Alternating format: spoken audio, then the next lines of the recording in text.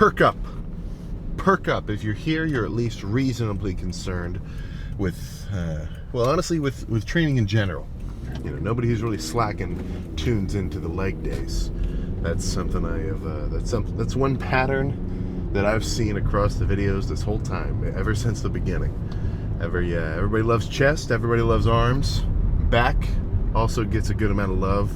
Legs, not so much. And I think it's a very accurate reflection of reality. You know, just how it is. And there's no turning it around. The best you can do as an individual is go crazy on your legs and hope you can somehow rub that off on others. But no, one thing I was just kind of going over is with the working out, and really with anything where it's something that you're doing for yourself because you want to do it, right? It's a very different motivation. It's a very different drive. And what I'm trying to get into is the fact that it's like a lot of life is a to-do list, right? I mean, let's be real. Oh shit, gotta mow the lawn. All right, gotta do this. Gotta wake up on time. Gotta do my day schedule. And a lot of the times, those things are, I mean, there's no stakes. You know, it's just something you gotta do. You do it. The hard part isn't doing it. The hard part is just doing it, if you get what I'm saying, right? It's like you're sitting, you know, if you're sitting in front of a dirty-ass kitchen, you're not thinking to yourself, holy crap, this is going to be the hardest shit ever. It's just, okay, I don't really want to do that right now. That's it.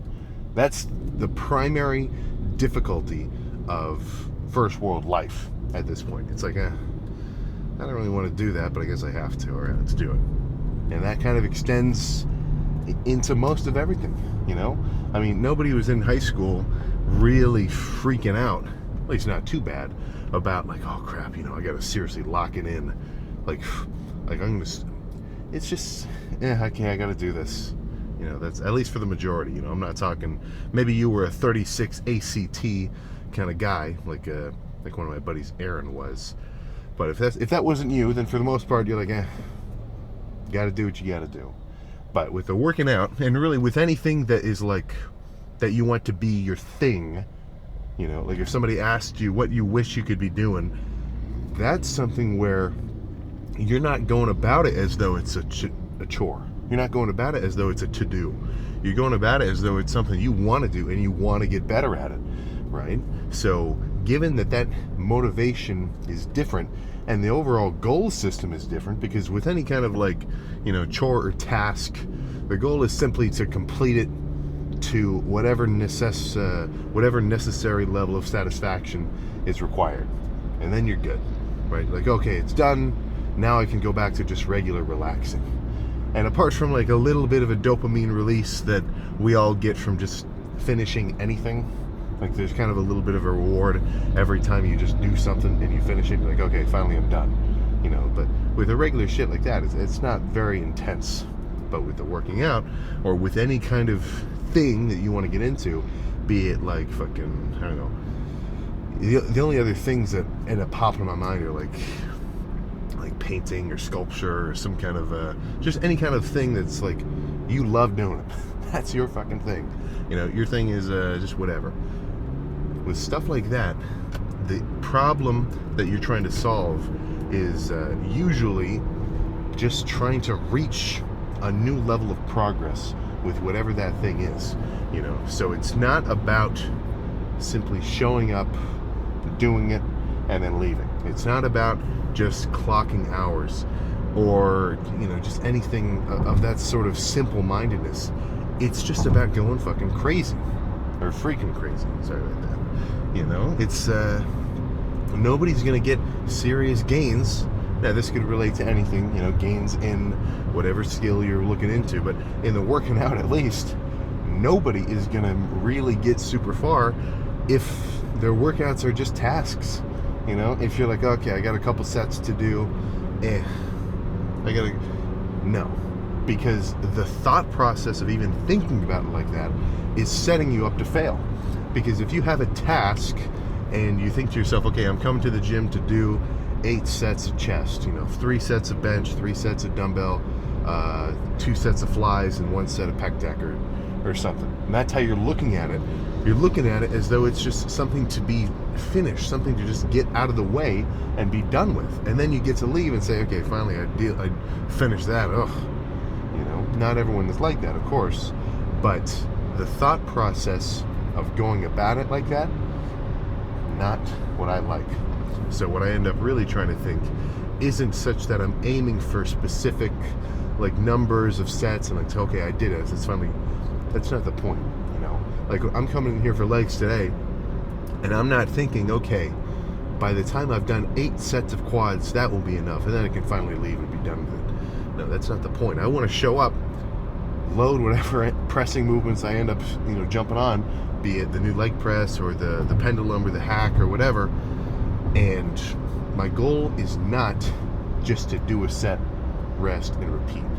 It's to make each individual set as though it was my last one and go about it as crazily as possible.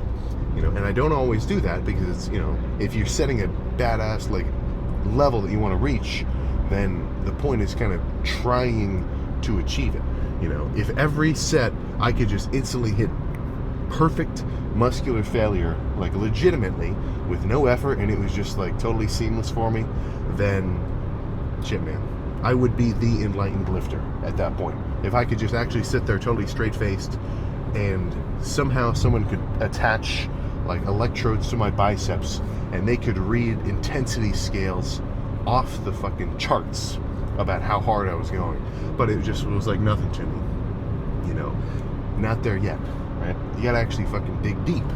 If you're if you're sitting behind a leg press, if you're looking at a barbell, if you're looking at a Smith with more weight than you really feel like it's gonna be just a walk in the park, I don't think you're gonna perform if you show up to that and you're like, okay, yeah, let's just hit another one, let's just write one more set down, that'll be it. I don't see it. I don't see it, not only in my mind, but I've never seen it like that, And the sets where people walk into it, the sets where people show up and they go, all right, well, let's do another one. Like sometimes they're even complaining right then. They're like, oh, I don't want to do this. Okay, come on. The performance speaks for itself. I just don't see it. So that's where I like to kind of leverage the motivational side of things with the music, with the hype, with everything else. And that's what gets me fucking going, so I can really just, I'm kind of chasing a feeling I used to get because now I'm kind of exposed to heavy weight, right? When I first started squatting like 400 or 500 pounds, sometimes, usually in the 400s, like upper 400s, because that was like 5 plates almost.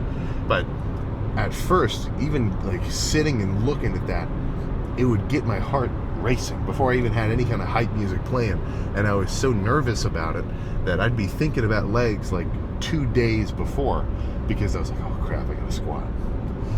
Not I gotta squat, it's like, all right, I'm squatting in 2 days. And it would like freaking make me nervous, and I want that feeling again. So I need that's where it's on me to really just make sure I can bring it to the point where it almost like scares me on a cellular level just how nuts these sets are going to be, so that I actually am kind of like forced to respect it. If somebody told you to or if somebody told a guy who had no idea what fire was or what heat was to put his hand onto a red hot stove, just leave it there for a second, he'd say, what? Well, okay, sure. He's got no idea what he's getting into, right? Take that same guy a few days later, once he's healed, tell him to do it again, or, say you're going to force him to do it again, right? That's what I want. That's the feeling I want to have, So that's kind of what I want to bring my quad training to as this bulk progresses. Because when I'm dieting down, that's a little different, right? When you're trying to just maintain the muscle you've already built, you don't need that much intensity. And I'm not saying you don't need intensity, but the level of training that I'm doing on an off season, weight, just overall fatigue, stimulus, it doesn't need to be at that level when I'm eating like almost 2,000 calories. You know, that's more so just maintaining my size, holding on to my strength. There's no need to overdo it like that. But to push into new grounds, develop new size, you know, break out some new freaking myofibrillar fibers and, you know, new nuclei and whatever else, if you want to be all specific, then you got to train in a way you haven't trained before. And if you're catching yourself on repeat, the same style, the same intensity, the same execution, just the same like mental state every lift, for something like legs especially, I don't think you're going to see much leg progression at all. You know, and I'm not speaking as though I'm like Tom Platz with legs. I'm saying this to me also. Like, I want to bring up my legs. I want to bring up my leg training. You know, even after I'm coming up on, right now is just about 7 years of working out. And I think there is there is a lot of room to improve. And by improve, I do not mean like just lift a little smarter or things like that. I mean just on like a mental level, be able to bring it. You know, so that's something I always want to get better at, because it would just make sense.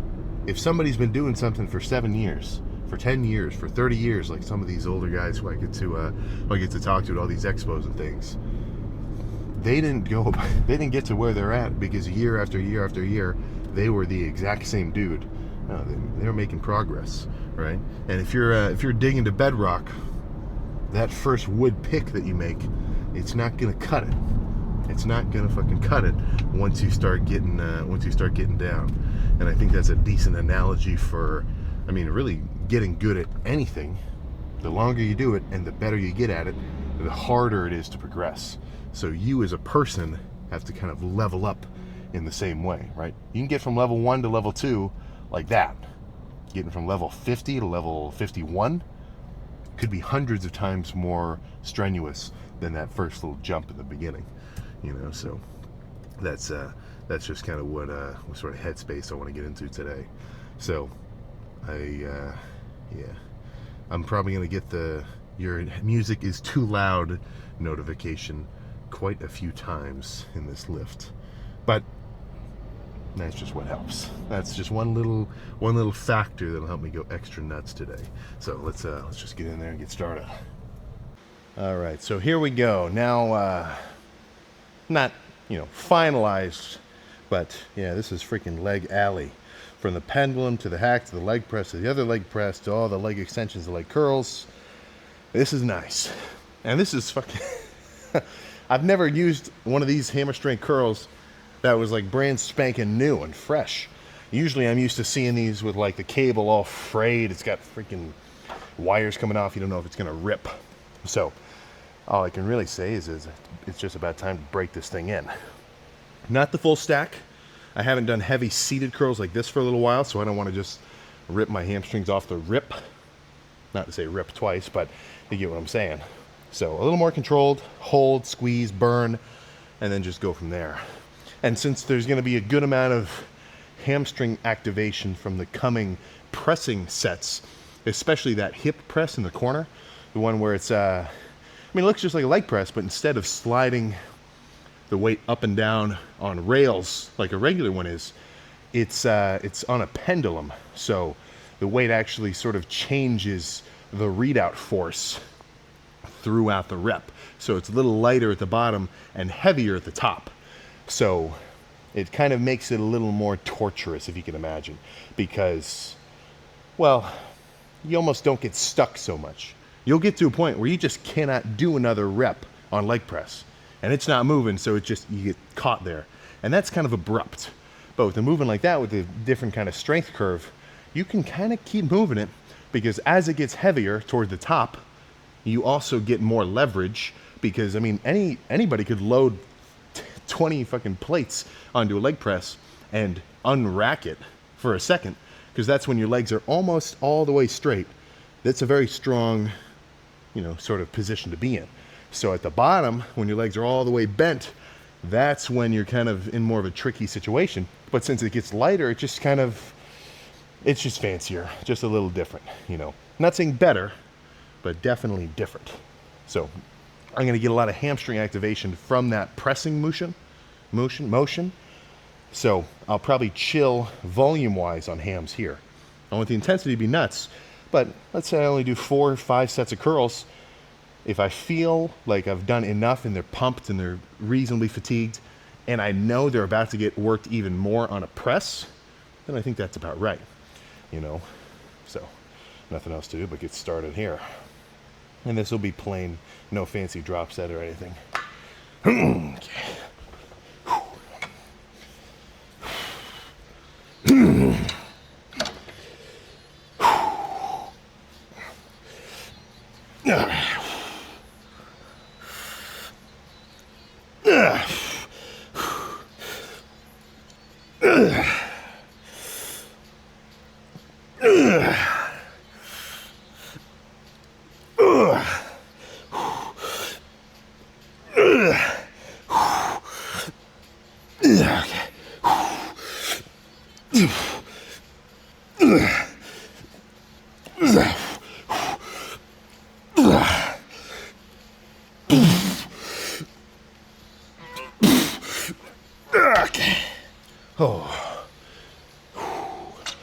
Oh, guys, yeah. 1 or 2 more of those, just like that. I want to be drenched at the end of today.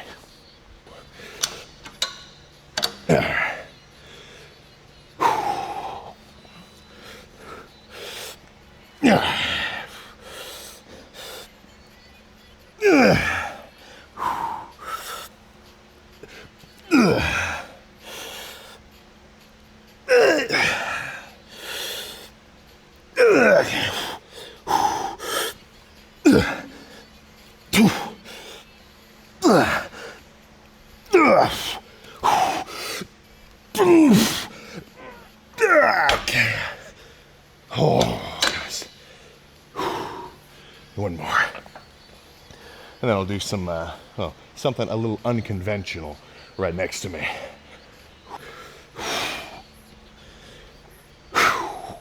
All right.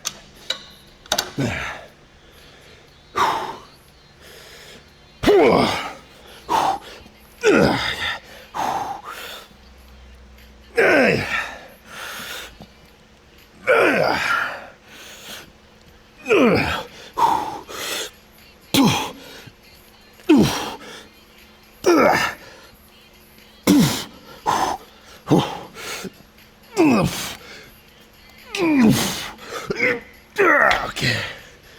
Oh my goodness. Okay.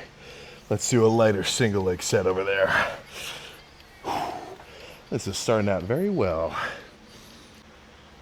It's been a while since I busted these out because it doesn't work on every leg extension. Sometimes they just aren't the right height, or just the setup's a little funky, whatever.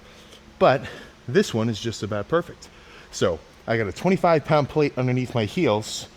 So typically, leg extension, you're sitting here as such, right? Extending, but flip yourself kind of like a 180 sort of rotation, whatever. Stand up, sneak your legs in here. What the hell does this look like? Right now we're in a standing single leg curl. Now it's not like a dedicated machine. So I mean, but it is different. And I do like these. Very light, only 40 pounds. And this is really, I mean, if that was like a heavy skull crusher or a heavy dumbbell curl, this is a preacher, right? This is a rope extension. I want to hold it and burn at the top. The weight is, I don't want to say inconsequential, but it's more so just accruing damage rather than getting to a point where I just can't move at like the 8 rep mark. You know what I'm saying? Because I could sit here with like a 20-pound dumbbell and like pump up my chest just by hard flexing, hold down like that. I could also pump it up by doing heavy ass dumbbell bench, you know? So there's a lot of ways to skin the cat of getting a pump. But this is very different than these heavy curls. So I think 1 or 2 of these will be good. Might finish with a laying curl. Then we can start pressing. Well, actually I'll come back here a little bit to get warm, but then we can start pressing.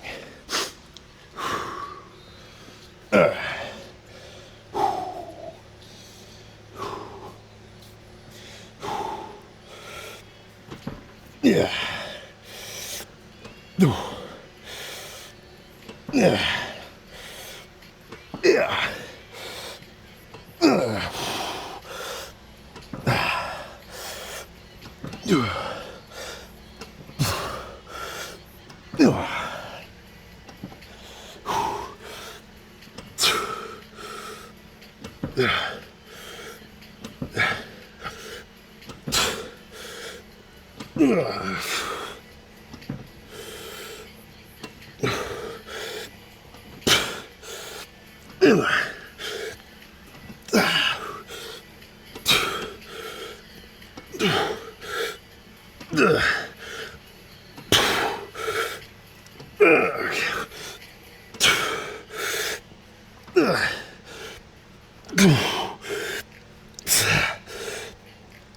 Okay, one more.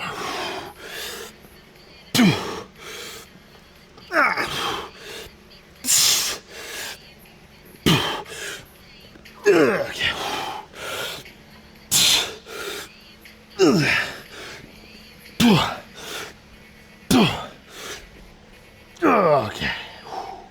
Oh my goodness. One more. One more of these. I swear, those squeeze-wise, hard to beat. I just had an urgent call. And I think we've all been there. Look, man, take care of that before you start pressing, right? And I'll tell you who called me. Nature called. So luckily enough, I've got a bathroom right over there.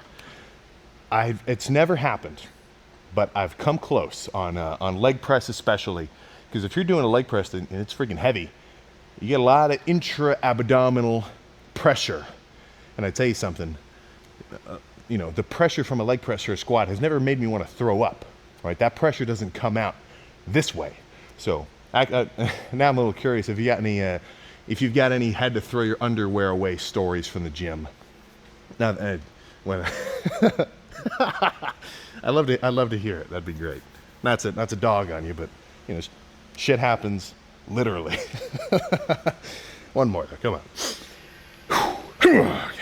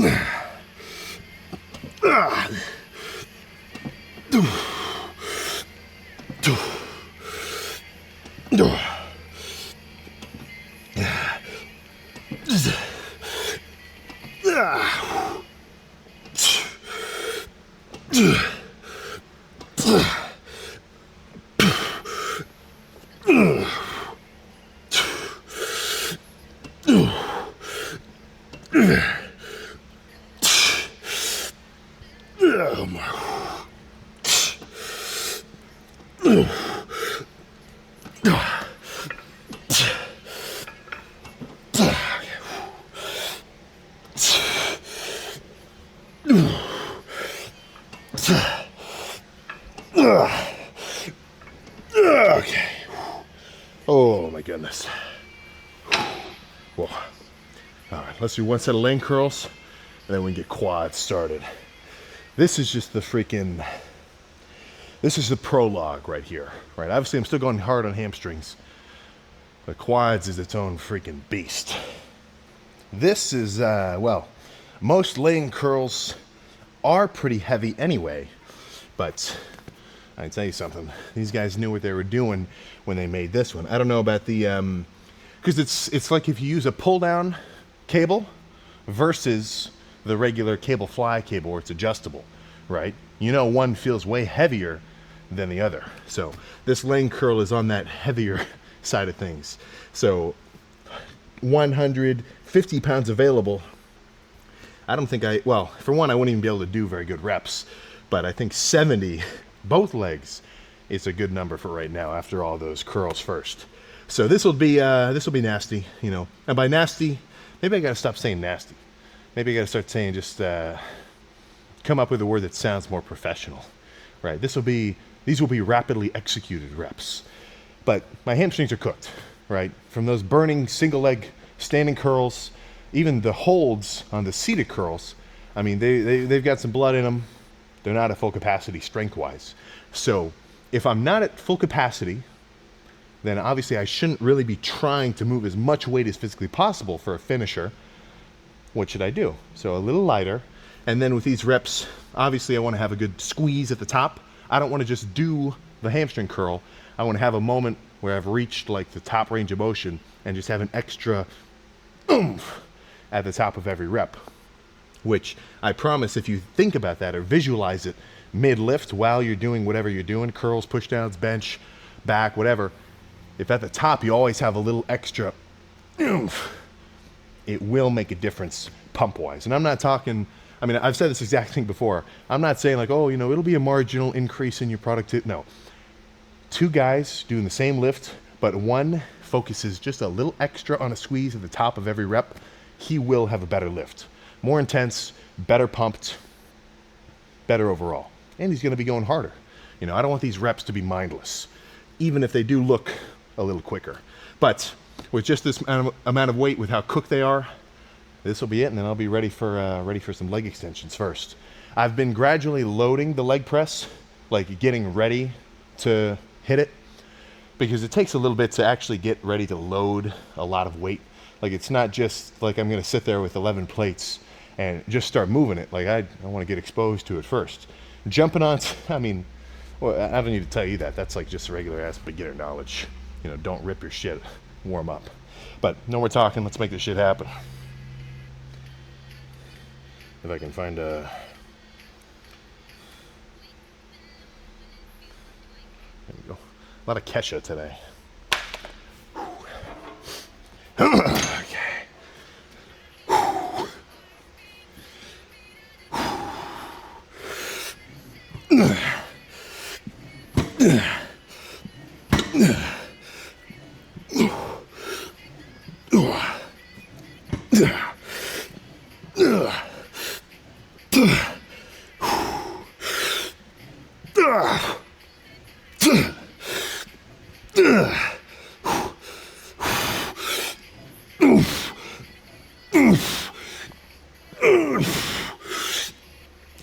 Okay.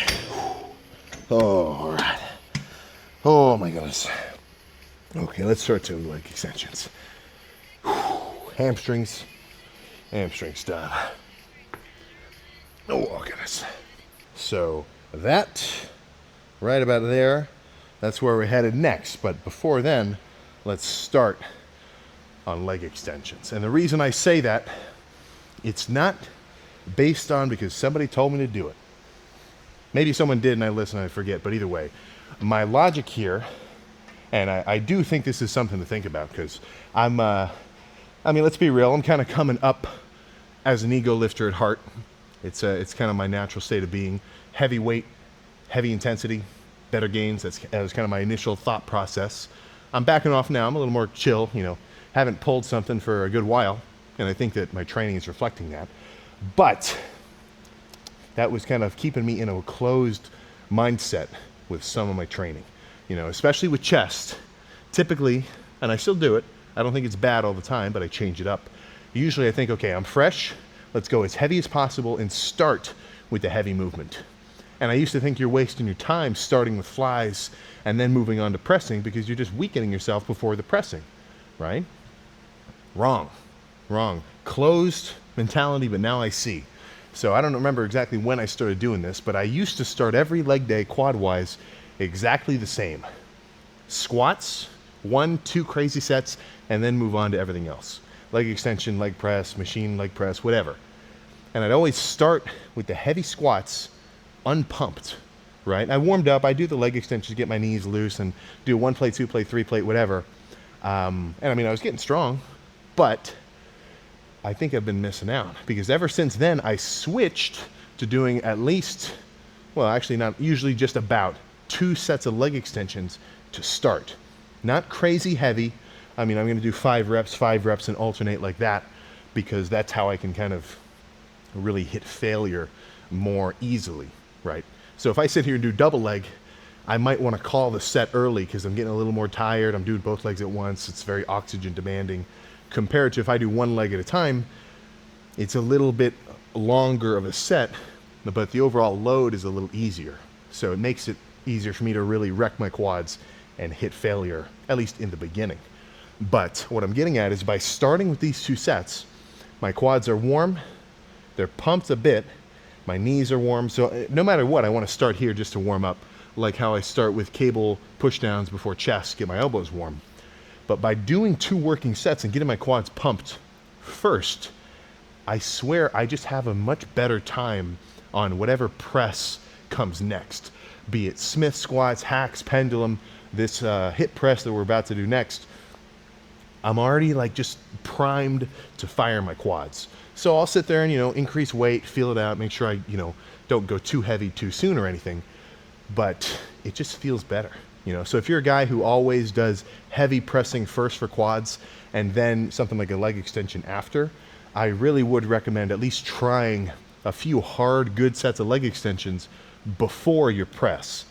And, your results may vary, but I don't feel much strength loss, even when I was, and I think I got to stop doing barbell squats because I'm building up my lower back every time I load it.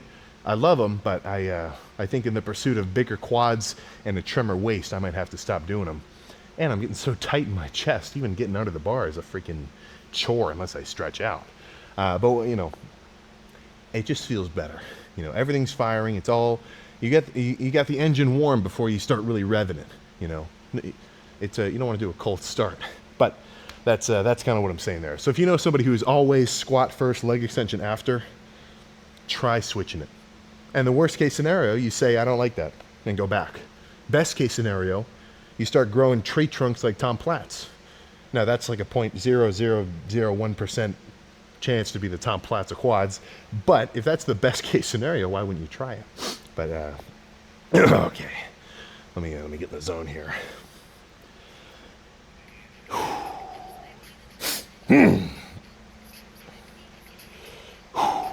Okay.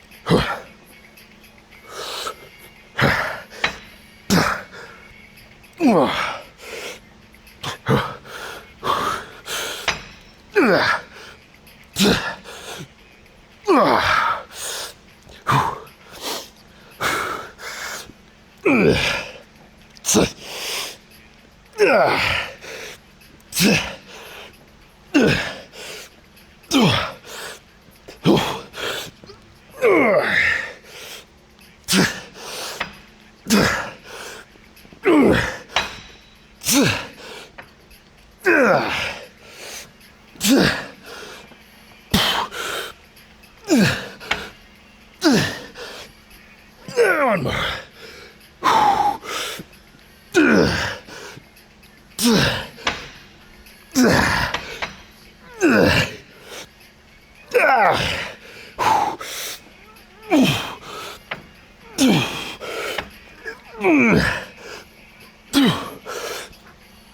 Okay. Oh my gosh, okay. A little heavier. One more. Whew. A little heavier, a little nastier. So, this is a very good example of a movement where I think that, at least for me, slow squeezing, holding, it doesn't, it's not good. Like, I'm not saying it's not good, but I know I'm going to hit my quads better, feel them more, pump them up with more blood by going a little faster and a little nastier. And maybe that's just a me thing because I like it. And if you do something you like, you can go harder at it. So I'm not saying that's not a possibility, right? Of course I'm going to be biased. Whatever I like, I'm going to think works. But for me to sit here and just super lightweight hold and squeeze, there's a place, and I might come back for some sets like that. But for now, I want to move this shit around, still activate my quad. I'm not trying to just throw the weight in the air and catch it again. Like, we've all seen sets like that. But it's, I'll just let the set speak for itself and, you decide.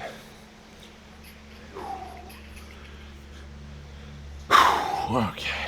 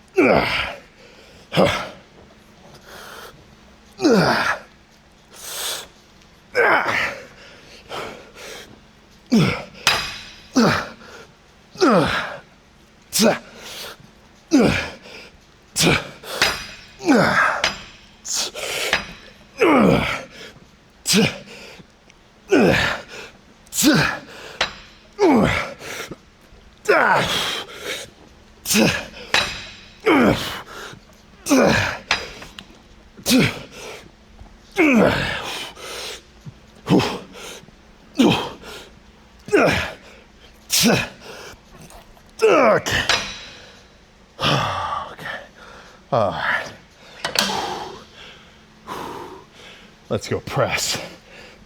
Oh, damn. So, when I'm really feeling strong, I can do about 11 or 12 plates here for a good set. So this is 2, 4, 6, 8, 9. This is 9. 2, 4, 6, 8, 9. And I tell you something, 9's feeling heavy right now.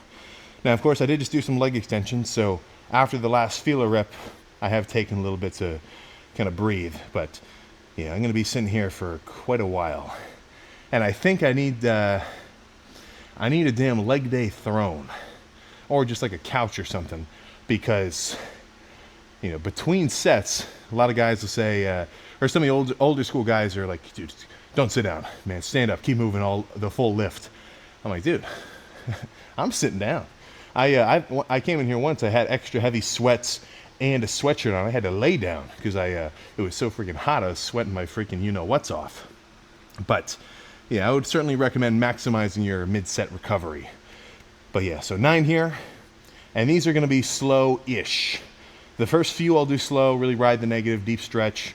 I mean, the stretch will be the same on every rep, like I'll go the same depth, but they'll probably speed up a bit as I approach failure.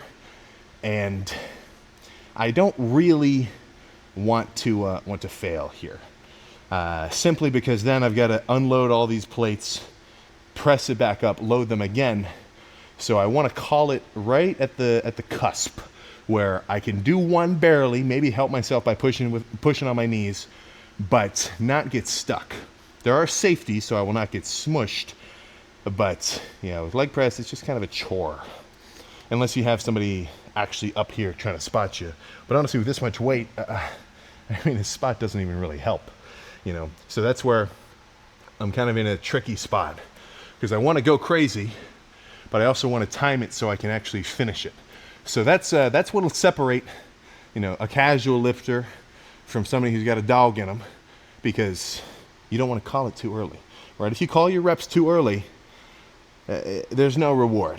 The only reward is, oh, that was too hard, I didn't want to do it, you know. So I don't want to be that guy, nor do I want the results that being that guy would give me.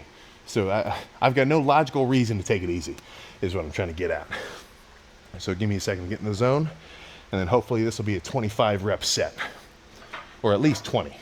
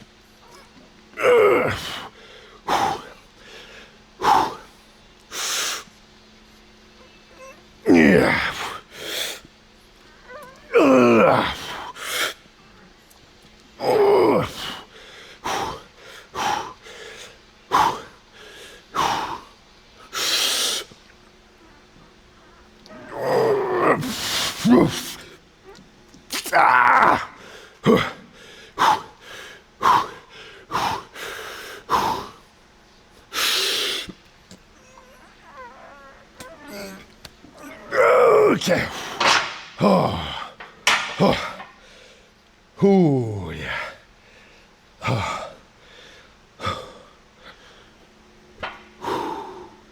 Yeah, that was good. Oh, Mark was telling me he didn't think that this would be such a good movement just after doing like some feeler reps with it. Oh man, this thing is sweet. And if you attached like some sensor muscle stimulating electrodes to my quads and to my glutes, you would get negligible glute activation. This thing is sweet. And I feel like I can go way deeper. Like there's only a limit to how deep I can, not comfortably, but like kind of reasonably go on that leg press with the sled. But for this one, I mean, I'm getting my knees all the way up to my freaking chest, but I don't feel like it's gonna explode my insides. Yeah, this thing is sweet. I was driving an hour each way to American Barbell because they had this leg press for last bulk. Oh, goodness. Yeah, I think I've got a new favorite quad piece, that's for sure. But, I mean, shit. I'm just gonna camp out here for a while. Oh, goodness.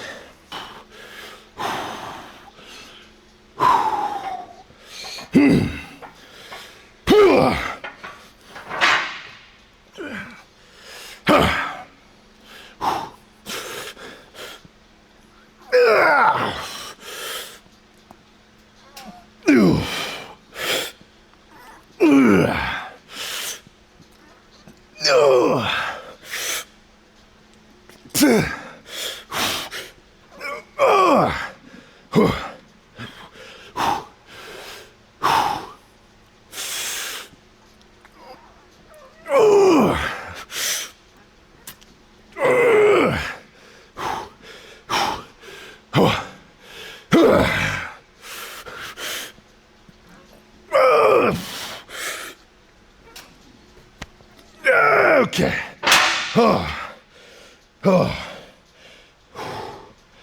Okay. Let's keep going. Now I'm starting to feel there's a certain degree of pumped where saying pumped actually isn't a good descriptor. My quads are starting to feel swollen. In a good way. But yeah, this is good. Easily 2 more.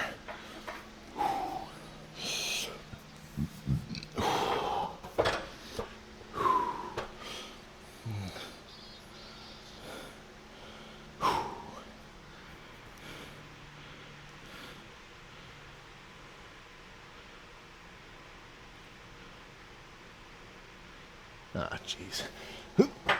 Whoops. Gotta hit play, goddammit.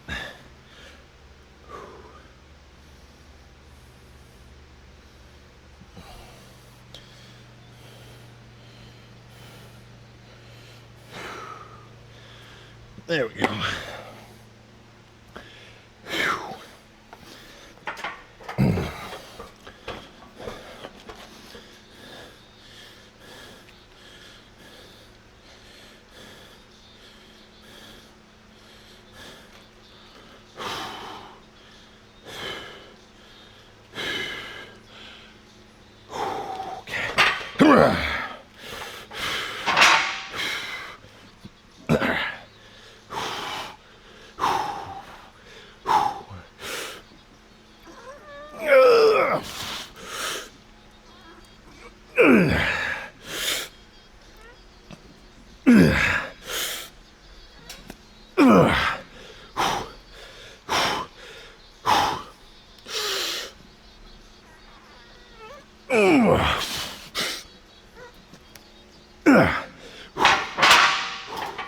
All right, I'm not done.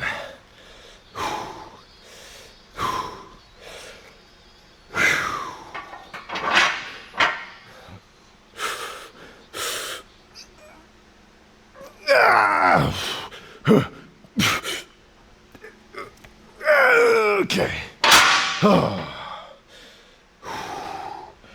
All right. Okay, actually, maybe just one more.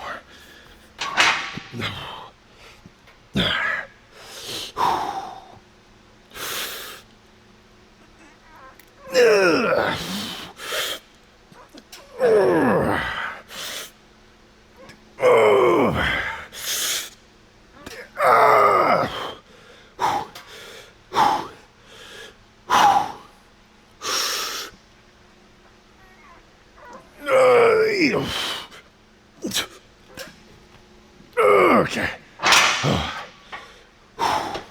Okay, this is the last one.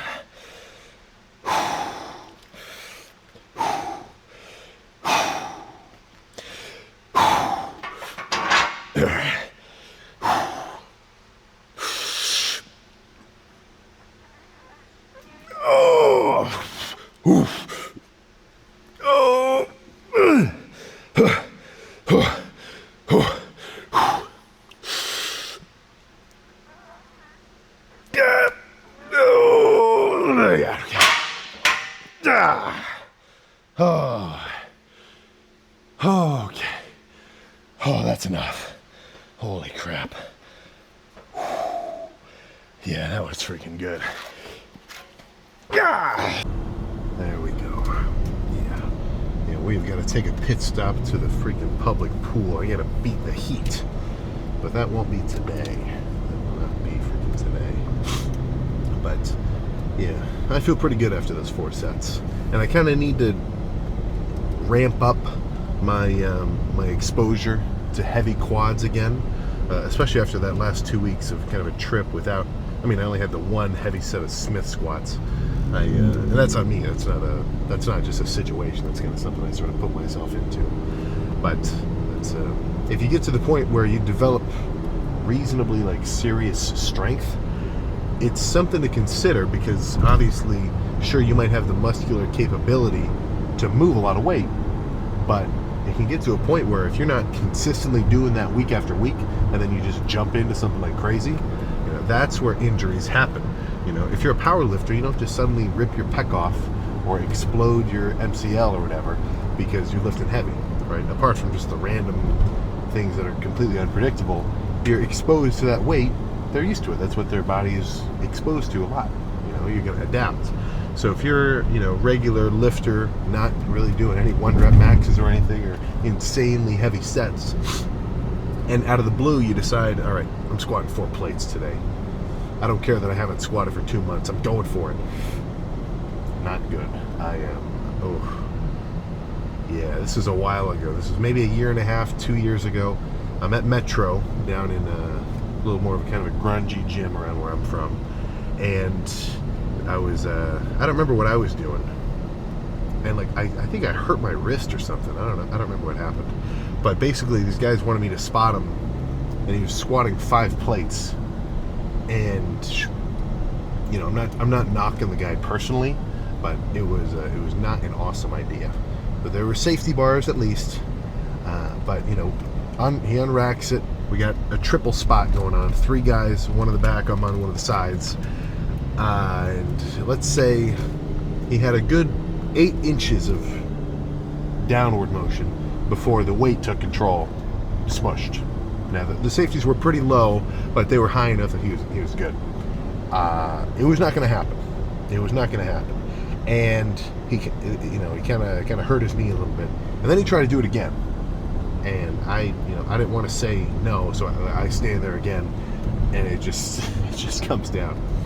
So that's where, as cool as it might seem, especially if you've done it before, ease into it, And in that easing, if every time, by next leg day in a couple days when I come back, I'm going to do 10 plates on that leg press. I'm going to do maybe up to 11. I'm going to move on and do another heavy press or something along those lines. Because adding a small percentage of weight lift by lift by lift, it's not the fastest thing in the world. I'm not adding a plate every day, but it does add up over time. Like the heaviest I've ever squatted was when I was squatting very consistently, never tweaked anything, and it was just squat every leg day. So I could get to the point where it wasn't that I was making me bigger, but I was just exposing myself to so much weight that I could keep going up. And I think there's a limit. And it's probably based on a combination of factors like your skeletal size, your muscle insertions, how long you've been training, just your kind of baseline strength in a sense, because some guys are going to be the same size as someone else, but he's just, I've seen videos of, I don't know the guy's name, so it's this kind of just short, scrawny looking dude, kind of more sensational for just like clips, like not like he doesn't make like videos or anything. But the guy is 160 and he's benching 400 for like 5, and not like he's doing a rest pause. He's just moving it. Like, honestly, strength per size ratio, absolutely insane, and he's been training in such a way that he's used to it, right? But what I was about to say was, depending on your size, your limb length, obviously if you've got shorter arms, if your pecs are the same strength as mine, but you have better leverage because your arms are closer to your body, you can bench heavier weight. And it'll still feel heavy, but the tension that will get sort of transferred into your pecs will be the same, right? If someone's arm was half the length of mine, and they were the same strength, they could probably bench, at least on paper, double what I can bench, because the, range of motion and the leverages are just, halved. It's not always like that, but there's a limit where, especially size gaining, you're not going to get bigger doing weights beyond a certain point for most of your working sets, I believe. I don't need to bench 500 pounds, nor can I bench 500 pounds, to try to get bigger. It's just not going to happen, So if that's the case, then where does that line lie? For me, with dumbbell bench, I think the 150s are the answer. I don't think I'm ever going to be doing more than the 150s, just because it's going to be more weight without more reward. Now, I still want to go heavy, so that's why I still do the 150s versus anything else, or just whatever I'm capable of at that time. But it's not in a constant pursuit of more weight, just because that's not always the answer. So it's the same thing for legs, right? So if world-class squatters are doing X amount of weight, let's say they're in like the 100 kilo class, 90 kilo class, whatever, and they're squatting 200, 300 more pounds than I could do, is that the answer? No, because they're training for a more strength-specific reason. So what I'm getting at is, I want to go heavy, and I would recommend exposing yourself to at least, maybe, I don't know what percentage, but what feels like a lot of weight, obviously within reason, don't hurt yourself. But, not every set is like that. I think it's going to take a while for me to kind of get that sort of, what was the word? Reputation changed a little bit, because, not everybody is always going to tune into all these daily lift updates. Not that you should, there's so freaking many. But, the typical Sam logic, if you were to ask somebody, is like, oh, he's going way too heavy every set. It's just not the case, because there's for every heavy, nasty one that I'm really pushing it and going crazy and trying to, like, dig freaking deep, there's also a lighter squeezing one that's a little more intentional, like on the leg extensions or those single leg curls, or like cable flies and presses and things like that. And that's what I'm really standing for, not trying to pinpoint and like box yourself into any specific style of training, because then you're not going to feel comfortable branching out and trying new stuff. So I want to train hard in a lot of different ways, right? Heavy sets, crazy heavy leg press, Smith squats, but in contrast to those, also do like sissy squats after leg extensions, where I'm doing a body weight movement and just blowing up my quads. Even sometimes I'll finish with a superset where I might do flies to burn out, and then finish with like kind of squeezing push-ups against the dumbbells or a bench, where I'm at like a 45 degree, there's not much load at all, but I'm just getting a solid ass squeeze and kind of burn. So I guess what I'm trying to get at is intensity does not equate to weight, but sometimes it does. It's like how a square is a rectangle, but a rectangle isn't a square, if you kind of catch my drift. But no matter what you end up doing, as long as you've got some kind of certain pursuit in mind, and it's clear enough that you can visualize it and use it as a motivating factor to keep going, even if something in your sort of day and your schedule and whatever is just a little off kilter, and maybe you're not in a perfectly prepared state for whatever you're doing, right? Then that's the way to do it. Right? Who wins in life? The unstoppable actually, let me rewind. That's not really a good way to say it. But I would say there's not often any immovable objects that you're going to run into. You know, there isn't really anything that if you seriously went crazy at it, you could probably never get to some kind of level. You know, if I dropped everything that I was doing and I started trying to become a chess grandmaster, and that was my thing, and every day I'm practicing 8 hours of chess study, for one thing, that wouldn't be my thing because I'm not into it. But if I did that for long enough and I had the motivation to keep doing it because I liked it, I don't think I'd be able to. Well, why limit yourself by saying that? But I would definitely get good at chess. I can guarantee it. If I practiced it long enough, I would eventually get pretty good at it. And it's the same thing with anything. You know, it's just it's a persistence game, right? The longer you do something, the more hours you clock, and what I mean by that is the more like active, intentional, focused hours that you clock, the better you're going to get at something, you know? And that could be anything you want. Now, you can't do everything. This is a quote I always like to hear. Every time I see like a TikTok or an Instagram that talks about this, I'll watch it just to hear what the guy's saying, even though it's repeated a lot. But I really love the idea you can do anything. You can't do everything, but you can do anything. So the whole point of that is, you know, you got a lot of options. But if you want to get extra good at something or reach a certain level at something, you got to kind of pinpoint your energy toward it. And if you do it for long enough, it's not a question of if. It's not a question of if I can do it, maybe I'll be able to make. It's just a question of when. And if that's the case, then it's not a test of your motivation. It's not a test of your determination. It's a test of your patience. It's a test of just how long can you wait for what you want while you're taking small incremental steps toward it. You know, so that was my logic behind why I said that, or why I like that quote about the guy who loves walking will get further than the guy who likes the destination. Because if you pinpoint a specific destination, you're setting yourself up for failure mentally, right? Because it's like, okay, I'm there, I made it. Now everything will finally be perfect because I did this one thing.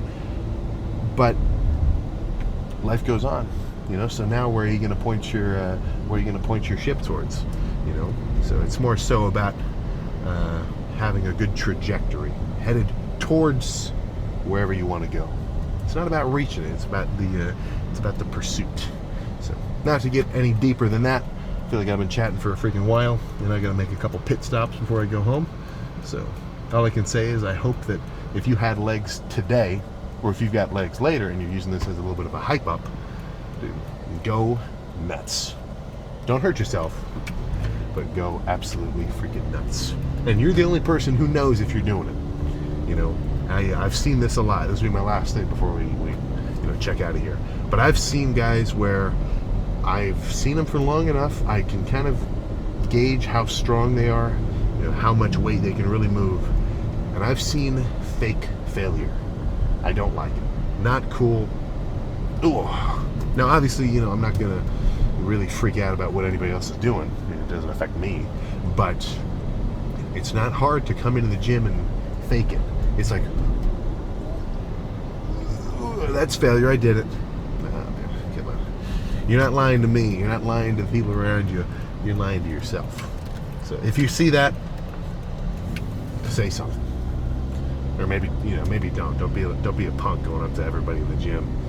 Don't go up to the don't go up to the mom working out, getting her steps in, and tell her she's not training to failure, right? But I'm talking about us. I'm talking about the gym rats of the world, not the guys just coming in to get a workout in, right? So that's all I got. I'll see you tomorrow for some chest.